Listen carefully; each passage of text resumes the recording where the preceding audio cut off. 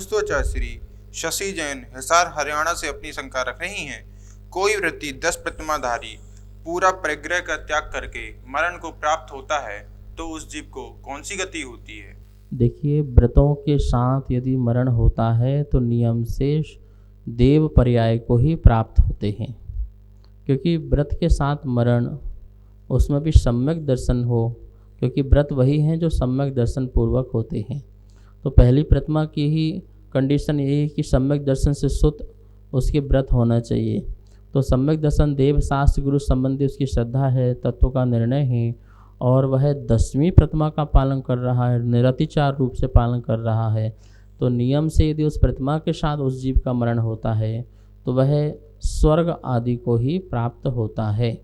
लेकिन सिर्फ व्रतों का ही पालन कर रहा हो द्रव्यलिंग से और सम्यक तो आदि ना हो तो वो भद्र परिणाम के निमित्त से भी वह जो है देव आदि पर्याय को प्राप्त कर सकता है। मिथ्या दृष्टि भद्र परिणामी से देव पर्याय को प्राप्त कर लेता है, फिर तो यह व्रत का पालन कर रहा है भद्र परिणाम से तो वो भी कर सकता है। लेकिन अच्छे देव बनना हो, अच्छी पर्याय देव में प्राप्त करना हो तो सम्यक दर्शन सहित व्रत का पालन करने से अच्छे देव बनते हैं, सम्यक दृष्टि देव बनते हैं, और जो श्रीमंदिर आदि के समोषण में जाकर के क्या करते हैं, उपदेश आदि भी सुनते हैं, उसी गता से अपना कल्याण भी करते हैं। नमोस्तु आचार्य श्री भरत भाई अहमदाबाद गुजरात से अपनी शंका रख रहे हैं। समाधि मरण किसका होता है? इसके लिए दीक्षार्थी होना जरूरी है क्या? क्या सामान्य जीव का समाधि मरण हो सकता है? रत्नकुंडक श्रावकाचार्य में आचार्य समंत भट्ट स्वामी ने कहा है कि जो समाधि मरण है वो व्रती का होता है। तो व्रती होना बहुत ज़रूरी है, क्योंकि जब व्रती नहीं होंगे तो समता नहीं आएगी। संयम से ही समता आती है। व्यक्ति के पास संयम नहीं है तो समता कैसे आएगी? पहले संयम हो, उसका इंद्रियों का निग्रह होना चाहिए, आसक्ति कम होना चाहिए, और मैं कौन हूँ यह जानने वाला होना चाहिए। तो उसका व्रती होना बहुत ज़रूरी है। तो संयम पूर्वक ही समाधि मरण होता है। हाँ, असंयमी व्यक्ति समाधि मरण की भावनाएं रख सकता है, रखना चाहिए। हम सब लोग ध्यान रखें, असंयम अवस्था भी हो तब भी दिन रात मेरे स्वामी में भावना ये भाव देहांत के समय में तुमको न भूल जाऊं, अर्थात आपको सच्चे देवशास्त्र गुरु को और अपनी आत्मा को न भूल जाऊं। शरीर और पर पदार्थ में ही मैं न लगा रहूं, उसमें ही आसक्त न रहूं, इस प्रकार से मैं आपको और अपने आप को याद रखूं। तो यह भावना बिल्कुल भाना चाहिए।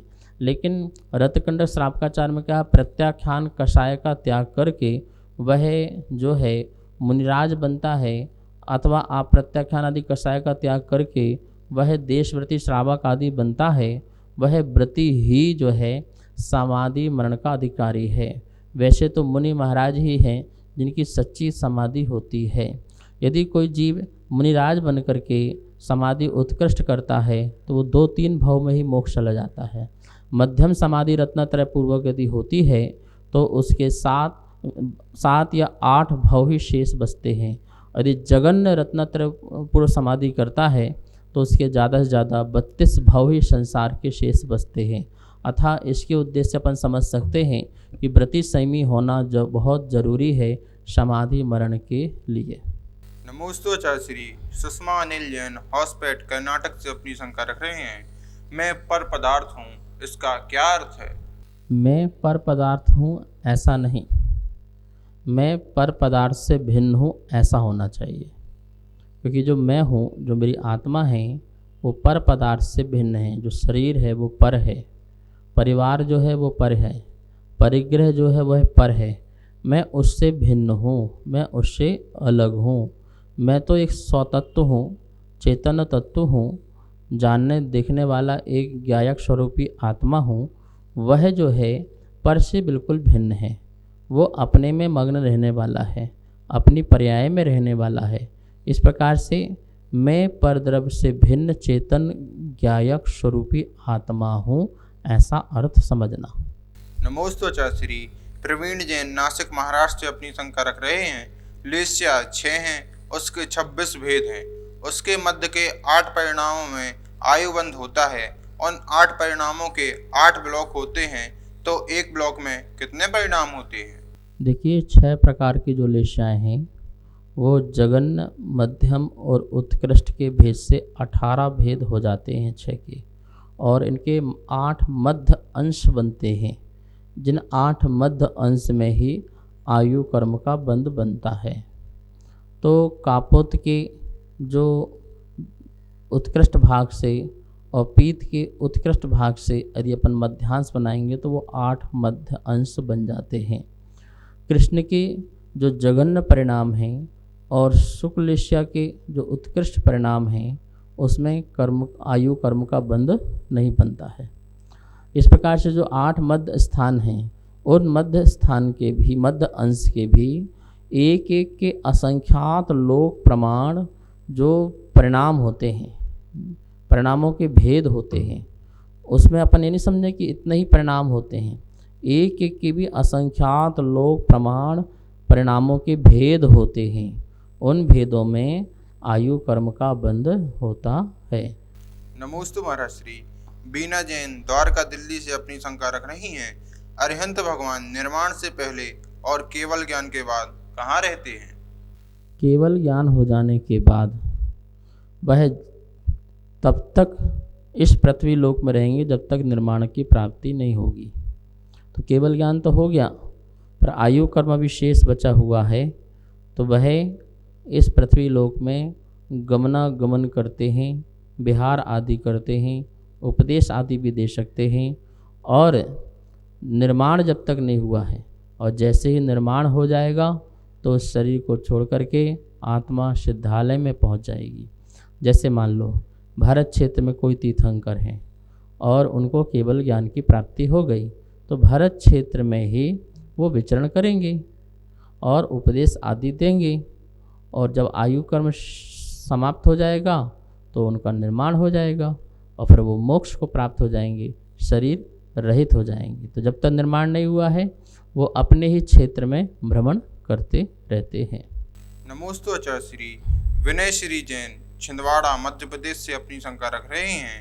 भगवान आदिनाथ भरत चक्रवर्ती कहाँ से मोक्ष गए और क्या उनके द्वारा कोई अकृत्रिम मंदिर भी स्थापित है क्या?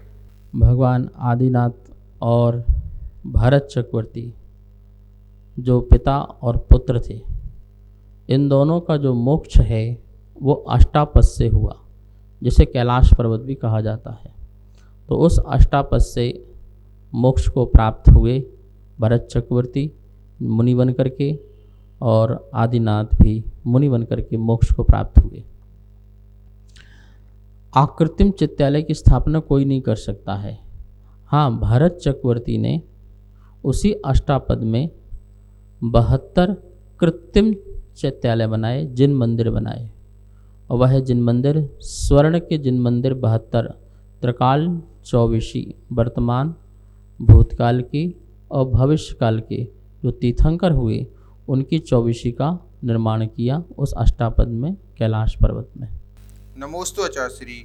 अनिल जैन गाजियाबाद उत्तर प्रदेश से अपनी शंका रख रहे हैं। क्या सैद्धांतिक ग्रंथ का अध्ययन श्रावक कर सकते हैं? अगर हाँ तो क्या सावधानी रखनी चाहिए?